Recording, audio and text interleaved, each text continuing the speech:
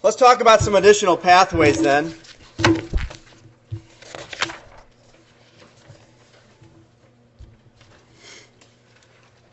We said that glucose 6-phosphate, if it doesn't need to proceed into glycolysis, what can it do? There's two pathways. What were those two pathways? Glycogen storage or lipid storage. So what we're going to talk about is the glycogen storage process.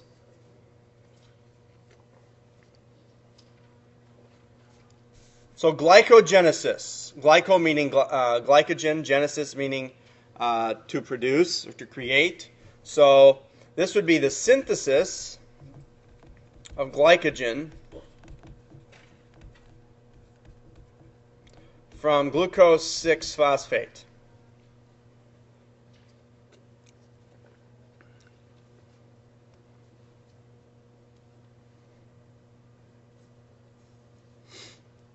You said G6, right? Glucose 6-phosphate.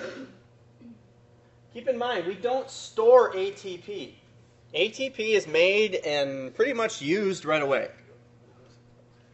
So because we don't store ATP, we can actually store the energy compound instead that can give rise to ATP. It's easier to do that.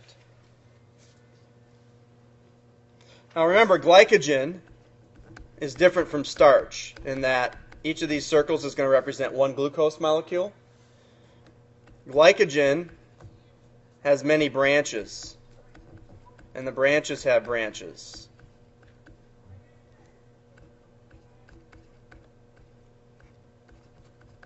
Starch, on the other hand, is just a single long chain of glucose molecules.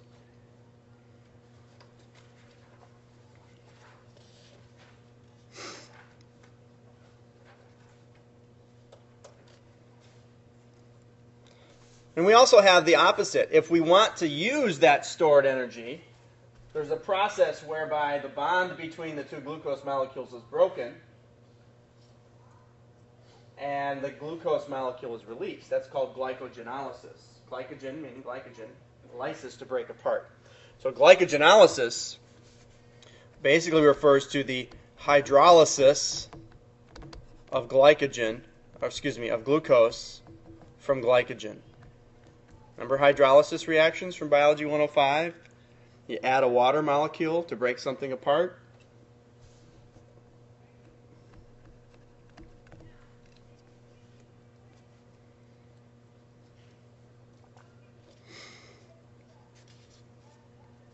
Now there's really only a couple places where glycogen is stored.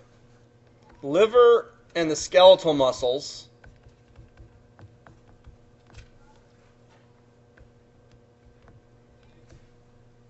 are the main locations where glycogen is stored. There is a little bit of storage in the kidneys, not a lot, and some in the intestinal cells, not a lot. The majority is found in the liver, stored in the liver and skeletal muscles.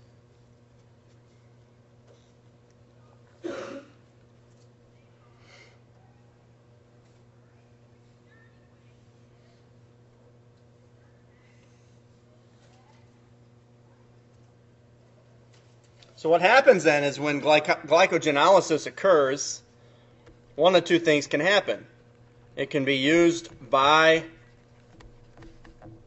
the cell where that glycogen has been stored,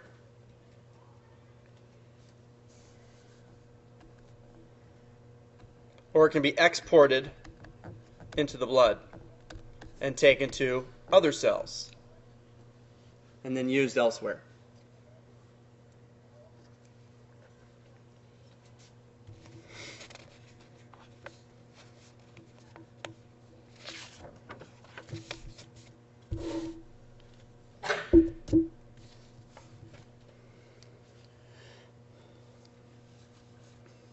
Here's the way it works. So glucose from the blood enters the cell. We know that it's converted to glucose 6-phosphate. Don't worry about the names of these enzymes. Those are the enzymes that facilitate these processes. Here's our glucose 6-phosphate. We know it can go forward, or it can become lipids or glycogen. If it chooses, or if it decides that the glucose 6-phosphate needs to be stored as glycogen, what happens is that there's an enzyme that converts that glucose 6-phosphate into glucose 1-phosphate. And then there's an enzyme, glycogen synthase, meaning it's an enzyme that synthesizes glycogen. It breaks off that phosphate and then adds that glucose molecule to the rest of the glucose molecules that are stored as glycogen.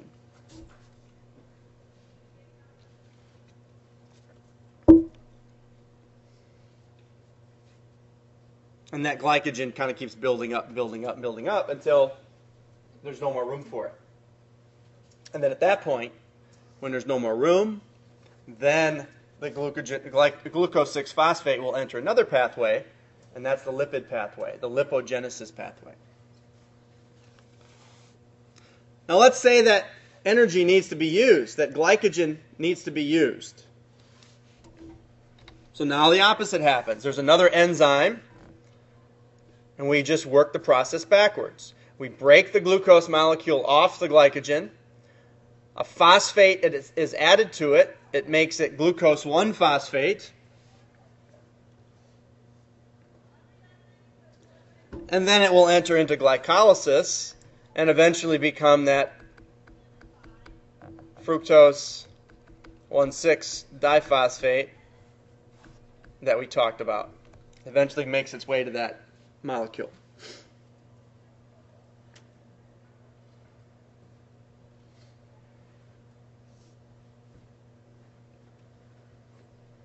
Now, if we're in the liver, the kidneys, or the intestinal cells, they're actually able to export that glucose out. Skeletal muscle cells can't export their glycogen out, but liver, kidney, and intestinal cells can.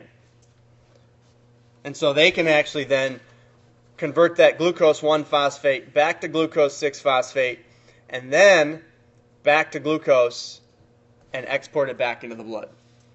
And that's what actually happens during the day. You eat breakfast, 3 hours later you're getting hungry, you're sitting in class.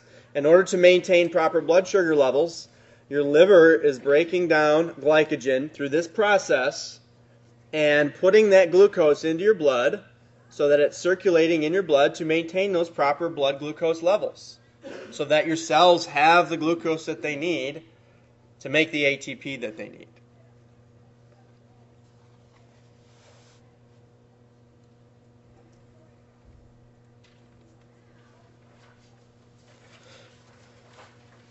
Now, there's another process that relates to glucose called gluconeogenesis. Gluco meaning glucose, neo meaning new, genesis meaning to create. And so what we're doing with gluconeogenesis is we are creating glucose from things that are not carbohydrates, from what we call non-carbohydrate precursors. You can take other carbohydrates like fructose and maltose and galactose and convert them into glucose. That's not gluconeogenesis, because those other things are still carbohydrates. Gluconeogenesis would be taking things like amino acids that are making proteins, lactic acid, which is produced from lactic acid fermentation, or glycerol, which is part of a triglyceride, part of a fat molecule. You can convert these into glucose via gluconeogenesis. And this process is what occurs in the liver and the kidneys. It's a pretty important process because sometimes that's the only way that we can properly maintain blood sugar levels. Anybody here run marathons? Most marathon runners, by the end of the marathon, have started to break down their own body proteins and are using those amino acids to generate ATP. Unless you're, an Olympic marathon runner, you're probably breaking down your own muscle tissue to generate ATP by the end of that marathon. 26.2 miles is a long way to run. So this sometimes is the only way to maintain a homeostasis, a baseline level of glucose in your blood. You know, if all your glycogen stores are used up and a lot of your lipids are gone, okay, if you've ever seen a marathon runner, they're usually pretty thin and pretty lean. So they don't have a whole lot of lipids that they can use for ATP production anyway. So they're going to be using those proteins. So sometimes this is the only way to do that. Now, we also can see, or I will show you in a minute, that lactic acid that's produced from prolonged exercise can actually be converted to glucose as well. And this is important after exercise. Okay, I showed you this already. This whole process here, whereby the lactic acid is converted back to pyruvic acid, and then that pyruvate is converted to glucose, and then that glucose goes back into the cell and used to make ATP. That whole process is called the Cori cycle. It's a pretty important process. It can happen while we're exercising, but it's also pretty important after exercise.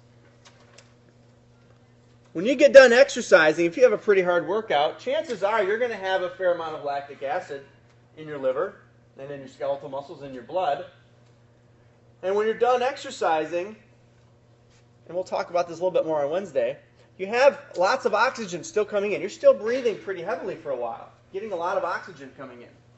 Well, that oxygen allows aerobic respiration to occur, and then that ATP is used to convert the pyruvate via gluconeogenesis into glucose. That glucose then goes back to your skeletal muscles to produce more ATP via glycolysis, and then that pyruvate would be able to enter into the matrix reactions and membrane reactions.